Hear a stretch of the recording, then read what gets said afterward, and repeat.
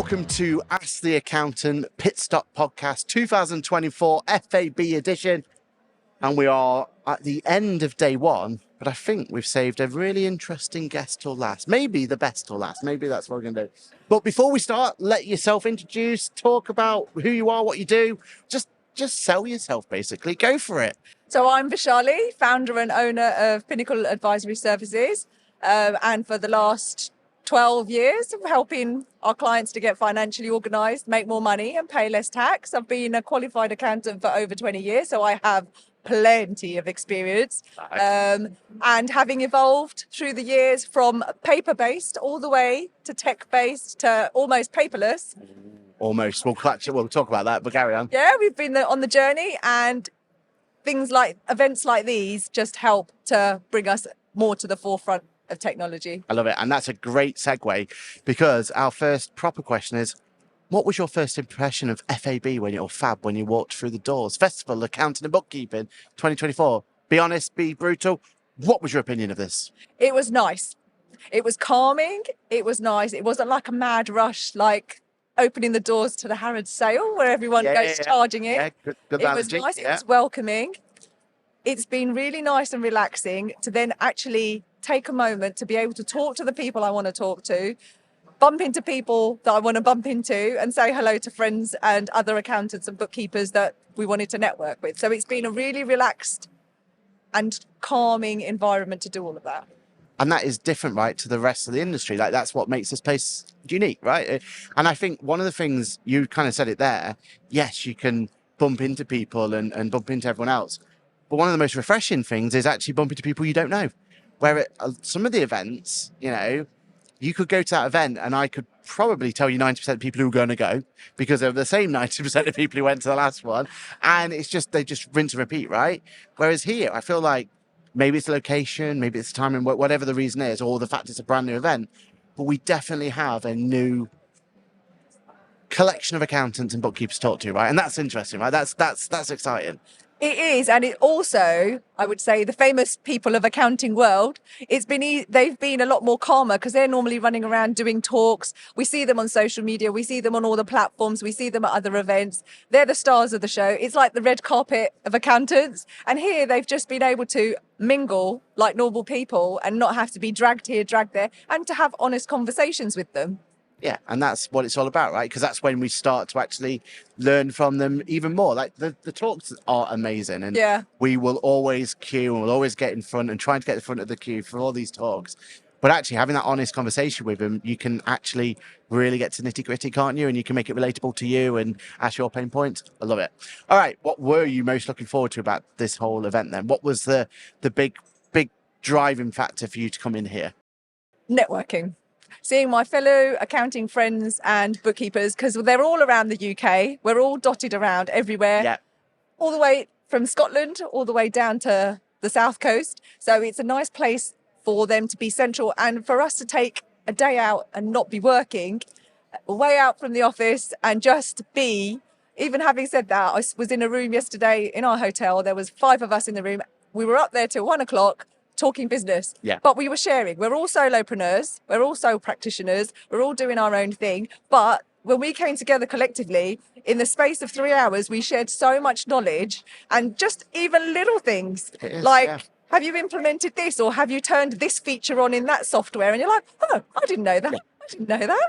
But it's just been the opportunities to learn from other people and to be network with my friends. I love it. Yeah. And you've said it right. Like, it's that networking, right? That's what we're here for. Okay. How do you take action from an event like this? Because we have fantastic speakers. We have conversations you're having just here. We've got all of these things. And like you said there, even that networking last night, how are you going to make sure, and what's your tips for anyone listening, that they can go out there and they can get the most, they can, take advantage of all the great knowledge that's coming from here? What's your big tip, or what do you do so that you make sure whatever you've learned from today is actioned on? Focus. Oh, okay. That has got to be the thing. When you come to things like this, there's lots of shiny object syndrome. She's doing that. He's doing that. How has he managed to get that many clients doing that? but you can't do everything, right? So you have to focus on what is your vision, what are your values, what is it you want to get out of this, and go for those. There were specific software people that I wanted to speak to. There were specific people in the industry, the accountants and bookkeepers that I wanted to speak with, because I knew what I wanted to say to them about how you've done that. Taking those nuggets away, making the notes that I've made, and borrowing their knowledge of, because they've done it, and being able to then go back and then see, right, how does this fit in with what I'm trying to do and where I'm trying to get at? I love that. And I think that's really, really important, that whole idea. But you have to be disciplined, though, don't you, to achieve it? Very. And it's very easy to start going, oh, yeah, but she did this. And then it kind of like snowball effect. But I keep saying, even to the other one, no, bring the conversation back. We're focusing on this. This is what I want to talk about. Don't start diverting me over there. It's here. Bring it back here. This is what I want to know about. I love it. Love it. Okay, so what do you think of the UK accounting event space at the moment? Have we got it absolutely spot on? Is there room for improvement? Should we have more events? Should we have less events? Should they be in different places? What's your feel at the moment? Are you going to every single event? I'm going to the majority of them. Yeah. I think that some of them are too big.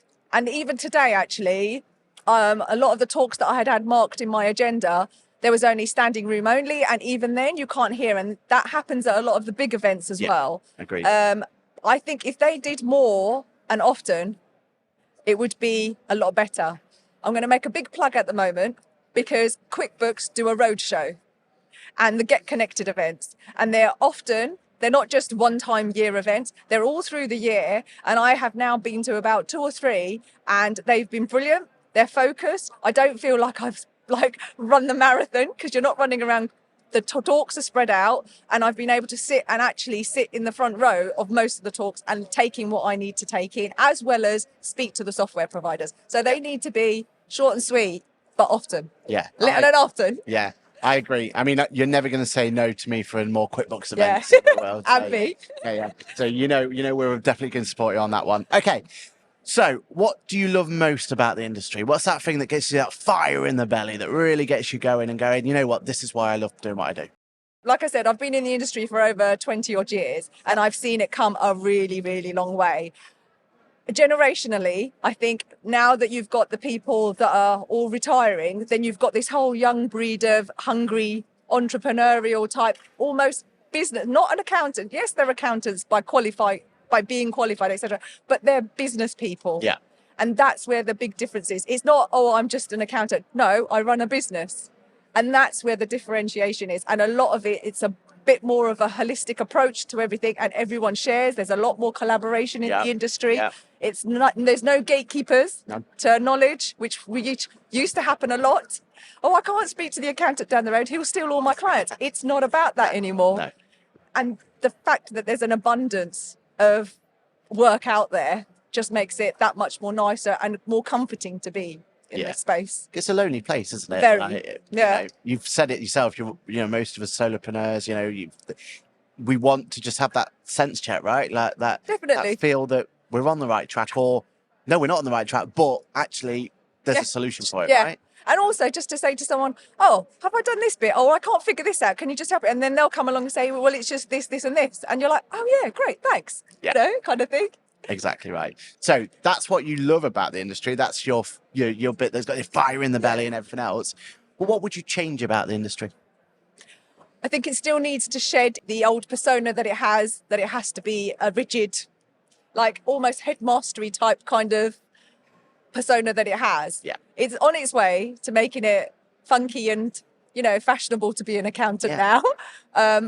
But with that knowledge that, yes, we still spend like years trying to qualify and etc. and to gain the knowledge and the experience that we have. And it is coming a long way, but I would really like it for it to shed that more stale, pale male syndrome that it has. Yeah, 100%. And also, I mean, one of the big things that we, as the accountant, is all about, and like one of the pillars we want to hit, and Rachel Martin in the world and people like that are pushing as well, is we need to make the industry more attractive, haven't we? And you're right, unless we break down those rules, and I don't believe it's ICAWs, AATs and all them lot, they're not going to be able to do that for us. We are the ones who've got to do it, right? And everyone's got to take responsibility. And I feel like the more we all shout about it, the more we promote it, the better it's going to be, isn't it? Wonderful. Okay, so what is the item at the top of your tech stack? So let's go back maybe a year ago. Let's look at the last 12 months or maybe 24 months and think about an app or a piece of technology or a device or something that has been an absolute game changer for either your business or for your clients or for anything else. What's that item at the moment you can't stop talking about? You can't stop recommending to other people? It will be the practice management, because I used to just run it on a spreadsheet as a solopreneur. I didn't need it. I was the only person. Now I've taken on a member of staff. I need for them to have access to things and knowledge that's in my head and workflows and tasks and how we do this and how we do that. Being able to use practice management software to be able to get it out of my head and into like in a task list, etc., is being very valuable. To do it once and just not have to, things like processes which are documented or videoed using Tango. Even now, she'll come up to me and say, how do I do this? Can you do me a Tango video? And she'll know that she's got it. So if she comes across that issue again, it's there. Yeah, definitely, 100%. And it also makes it so your clients can be more engaged with you as well, right? Like, there's nothing better than just being able to promise a service, promise a solution and deliver it, right? Definitely. And that's what practice management is all about, isn't it? Yeah, definitely. It is.